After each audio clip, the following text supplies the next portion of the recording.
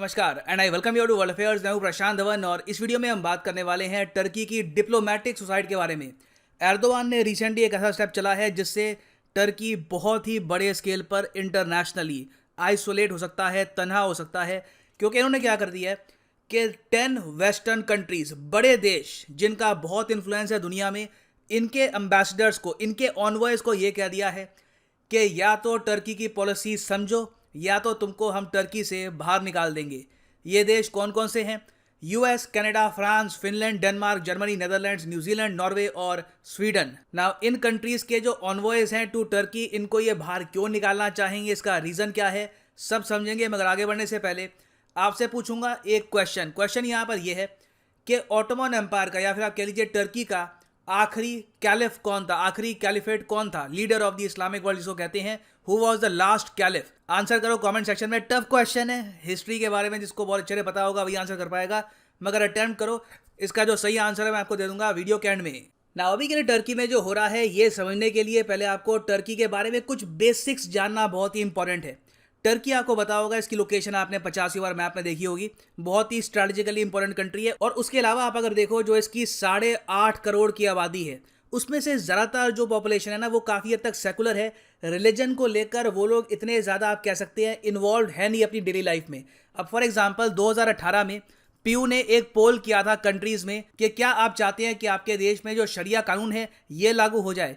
तो जहां पर अफगानिस्तान में आंसर था 99% यस, पाकिस्तान में 84% यस और बांग्लादेश में 82% यस। टर्की में सिर्फ 12% लोगों ने कहा था कि ये चाहते हैं कि इनका संविधान हट जाए और उसकी जगह शरिया कानून यहां पर लागू हो जाए। इस लिस्ट में आपको रशिया भी दिखेगा, मगर रशिया में जो मुस्लिम पॉपुलेशन है सिर्फ उनसे ही यह सवाल पूछा गया था। और उसके अलावा आप अगर ह्यूमन डेवलपमेंट इंडेक्स भी देखें यूनाइटेड नेशंस का, तो वहां पर भी टर्की की रैंकिंग काफी अच्छी है। टर्की की रैंक यहाँ पे है 54। लोग यहाँ पर काफी अच्छी लाइफ एंजॉय करते हैं। ओवरऑल आपने कभी टर्की की कोई वीडियो देखी हो ऑन यूट्यूब, आपने देखा होगा काफी इनके सुंदर शहर है। ओवरऑल सोसाइटी काफी हद तक प्रोग्रेसिव है, विमेन को ज़्यादा आज़ादी है अपने क्लोथ चूज करने में। मगर अब हम देख रहे हैं कि टर्की की जो ओवरऑल दिशा है from a secular stable country, ये चेंज करी जा रही है। एर्दोगान अब यहाँ पर क्या कोशिश कर रहे हैं कि टर्की के लोगों की जो विचारधारा ये चेंज हो, यहाँ के लोग रिलीजन को ले और ज़रा सीरियसली। जो टर्की की हिस्टोरिकली बहुत ही इंपॉर्टेंट अलायंसेस थी, जो इनके बहुत अच्छे रिलेशंस थे इंडिया के साथ, यूएस के साथ, यूरोप के साथ,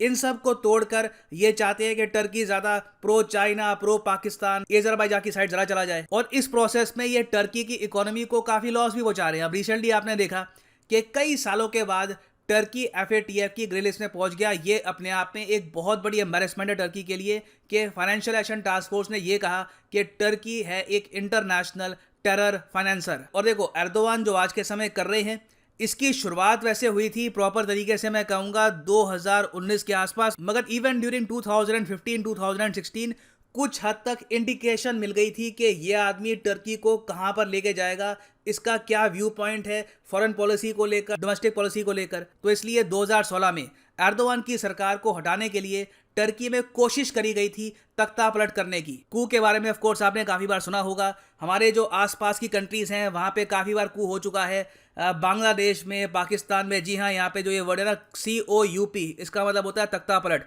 इसको हम कूप नहीं बोलेंगे, इसको हम बोलेंगे कू। पाकिस्तान एक गोल्डन एग्जाम्पल है कू का। ओवरऑल बहुत वहाँ पे तख्ता पलट हुए हैं। आर्मी कभी भी जो सिटिंग प्राइम मिनिस्टर होता है, प्रेसिडेंट होता है, उसको हटाकर खुद पावर संभाल लेती है। तो टर्की में भी क्या हुआ कि एर्दोगान जिस तरीके से कंट्री को और ज़्यादा फंडामेंटलिस्ट बनाने की कोशिश कर रहे हैं, ये नोटिस कर लिया कुछ सोल्जर्स ने और कुछ कमांडर्स ने। इन्होंने यहाँ पर यह कोशिश करी, टर्की के आर्मी के कुछ कमांडर्स और सोल्जर्स ने कोशिश करी कि तख्ता पलट करते हैं। रात को अनाउंस कर देंगे कि एर्दोगान पावर में है नहीं, जो यहाँ पर रेडियो स्टेशन है ये कैप्चर कर लेंगे, टेलीविजन पे ब्रॉडकास्ट कर देंगे कि टर्की में तख्ता पलट हो चुका है। धीरे धीरे जो और सोल्जर्स हैं हमारे साथ जुड़ते रहेंगे, मगर ये तख्ता पलट सक्सेसफुल हो नहीं पाया। एर्दोगान की जब पकड़ थी देश में वो काफी स्ट्रांग थी, आर्मी के कई और लोग थे वो एर्दोगान की तरफ जरा वफादार थे, तो ये तख्ता पलट काम कर नहीं पाया। ना यहाँ पर आप पूछ सकते हैं कि जो सोल्जर्स तख्ता पलट करने की कोशिश कर रहे थे, इन्होंने ये किया क्यों? जब ये बाद में पकड़े गए इन्होंने क्या बताया? देखो, जो ये सोल्जर्स थे ये टर्की में एक सीक्रेट संगठन है पीस एट होम काउंसिल, उसका पार्ट थे। इस काउंसिल का मेन काम यह है कि इंश्योर करना कि टर्की एक सेकुलर मुल्क रहे, यहाँ पर रिलीजियस एक्सट्रीमिज्म कंट्री पर हावी ना हो जाए। इन लोगों ने यह कहा था कि टर्की बहुत ही ज़्यादा गलत दिशा में जा रहा है। इन द फ्यूचर एर्दोगान इस देश को बर्बाद कर देगा, इकोनॉमी बर्बाद कर देगा। ये ऑल टुगेदर बहुत ज़्यादा एक फंडामेंटलिस्ट टर्की बनाने की कोशिश कर रहा है। हम ये अलाउ नहीं करने देंगे। और इन्होंने फिर कोशिश करी तख्तापलट करने की, मगर सक्सेसफुल नहीं हो पाए। मगर जैसे ही ये तख्तापलट फेल हो गया ना, इसका एक्चुअली एक बहुत ज़्यादा एडवांटेज मिल गया एर्दोगान को। एर्दोगान ने इस पूरे तख्तापलट को ऐसे प्ले किया 2018 के इलेक्शंस में कि जैसे यूएसए, फ्रांस और दुनिया भर के जो वेस्टर्न कंट्रीज़ हैं, ये कोशिश कर रहे थे कि इनको हटा दिया जाए टर्की से। और देखो, किसी भी देश में ना जनता को अगर बहुत ज़रा अपनी साइड करना है तो उसका एक बहुत ही सिंपल फॉर्मूला होता है, ये कह दो कि दुनिया हमारे खिलाफ है, मैं तुम्हारा मसीहा हूँ, मैं तुमको बचाऊंगा।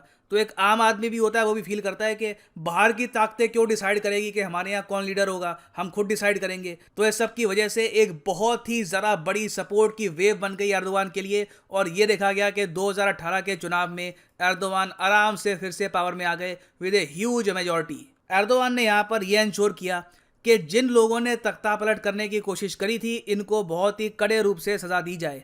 अब इस सब में जो सोल्जर्स इन्वॉल्व थे तख्तापलट में, उनको तो पकड़ा गया ही। कई जो यहाँ पर बिजनेसमैन थे जो एर्दोगान के हिसाब से इस तख्तापलट को सपोर्ट कर रहे थे, इस कू को सपोर्ट करने की कोशिश कर रहे थे, इनको भी एर्दोगान ने डालना स्टार्ट कर दिया जेल में। अब इस सब में ना एक बहुत ही बड़ा नाम बीच में आ गया, कवाला, उस्मान कवाला।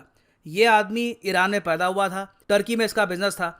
और अचानक से एर्दोगान की सरकार ने कवाला पे आरोप यह लगाया कि इसने सोल्जर्स को उकसाया था। इसने सोल्जर्स को यह कहा था कि तुम एक बार तख्तापलट स्टार्ट तो कर दो, पीछे हम भी खड़े हैं, हमारे कॉन्टैक्ट हैं यूएस के साथ, बाहर के और कंट्रीज के साथ, हम आपको सपोर्ट करेंगे, तख्तापलट सक्सेसफुल हो जाएगा। ये आश्वासन दिया था कवाला ने टर्की के सोल्जर्स को। ये इन पे आरोप लगा है ना। क्या कवाला ने जेन्युइनली ऐसा कुछ किया था?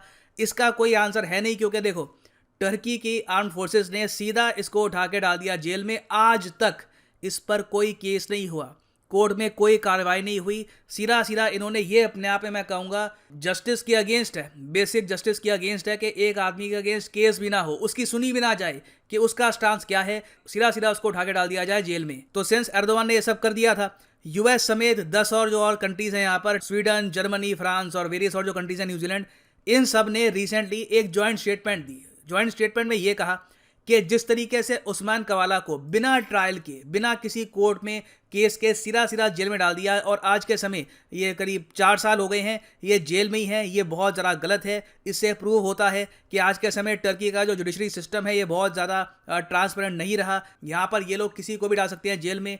तो ये जो सारे कंट्रीज़ हैं ये अर्ज करते हैं टर्की को कि जल्द से जल्द उस्मान कवाला को छोड़ा जाए, या फिर एटलीस्ट उसका एक प्रॉपर केस तो हो, ताकि दुनिया जान पाए कि उसको जेल में डाला क्यों है। मगर एर्दोगान यहाँ पर यह मानती है कि मैं इनकी भी क्यों सुनूं। एर्दोगान की आज के समय आप अगर उनकी जो बॉडी लैंग्वेज है, जो उनकी स्पीच है, वो सब आप अगर देखो तो वो ऑलमोस्ट ऐसे एक्ट कर रहे हैं जैसे कि ओटोमन एम्पायर वापस बन चुका है, और इन सब कंट्रीज की सुनने की टर्की को आवश्यकता है नहीं। तो एर्दोगान ने यहाँ पर स्पीच में ये कह दिया कि इन सब कंट्रीज के जो ऑनवाइज है ना, जो यहाँ पर कह रहे हैं कि उस्मान कवाला को बाहर निकालो जेल से, इन सब को मैं ये कहता हूँ कि या तो उस्मान कवाला के इशू को लेकर चुप हो जाओ, टर्की के इश्यूज को समझो, या फिर तुम सबको मैं बाहर निकालता हूँ, वापस अपने अपने देश जाओ। अब ये लाइन एक बार को सुनने में ठीक लगती है, मगर टर्की कहीं से भी इकोनॉमिकली, मिलिटरीली कहीं से भी इतना पावरफुल है नहीं कि इन 10 कंट्रीज से अपने रिलेशंस इस तरीके से तोड़ दे और फिर इंटरनेशनल कम्युनिटी में बना रहे। फिर दूसरी बात यहाँ पर यह भी आती है, टर्की के डिफेंस मिनिस्टर अब ये भी हिंट दे रहे हैं कि टर्की के नेटो के साथ जो रिलेशंस है ये भी खराब हो रहे हैं। तो ओवरऑल मैं कहूँगा, देखिए, एर्दोगान एक बहुत ही ज़्यादा एम्बिशियस, बहुत ज़्यादा एरोगेंट, एक जो टायरेंट होता है, जो एक तानाशाह टाइप का आदमी होता है, उस तरीके से काम कर रहे हैं। और पॉसिबल है कि टर्की की इकोनॉमी को, इनकी डिप्लोमेसी को सुसाइड की तरफ ले जाएं। ना वापस आते हैं अपने क्वेश्चन की तरफ कि आखिरी कैलिफ कौन थे ऑफ टर्की। तो सही उत्तर यहाँ पे है option A, Abdul Majid the second. यहाँ पे आप देख पाओगे ये इनकी फोटो है, the last caliphate of the Republic of Turkey. और फाइनली यहाँ पर मैं ये भी ऐड कर दूं कि अगर आप लाइफ में एक बार प्रॉपरली यूपीएससी एग्जाम की तैयारी करना चाहते हैं तो सिंपली जाओ कमेंट सेक्शन में, यहाँ पे आपको मिलेगा लिंक, और यहाँ पे आप परचेज कर पाएंगे ये unique combo package bye Unacademy. यहाँ पे आप यूपीएससी प्रीलिम्स, मेंस और ऑप्शनल जो भी आपकी चॉइस का हो, फिलोसफी, पॉलिटिकल साइंस, हिस्ट्री, जो भी आप चूज़ करना चाहें आप चूज़ कर सकते हैं, और आप इसकी तैयारी कर सकते हैं घर बैठे कहीं भी काम करते हुए। और अभी के लिए एक ऑफर भी चल रहा है, 31 अक्टूबर से पहले आप अगर कोर्स परचेज करते हैं तो अनअकैडमी आपको देगा फ्री टेस्ट सीरीज। उसके अलावा फिजिकल बुक्स भी आपको मिलेगी, that will be delivered straight to your address. और अभी जो 9 महीने का कोर्स है इसका ये भी अवेलेबल है, मगर जो भी प्राइसेस यहाँ पर लिखे हैं ये पे करने की आवश्यकता नहीं है आपको, सिंपली यहाँ पे कोड यूज करो PD10 and the prices will fall. So use the code PD10 and save money. So इसी नोट के साथ ये है वीडियो का अंत। Thank you for listening and as always God bless you all.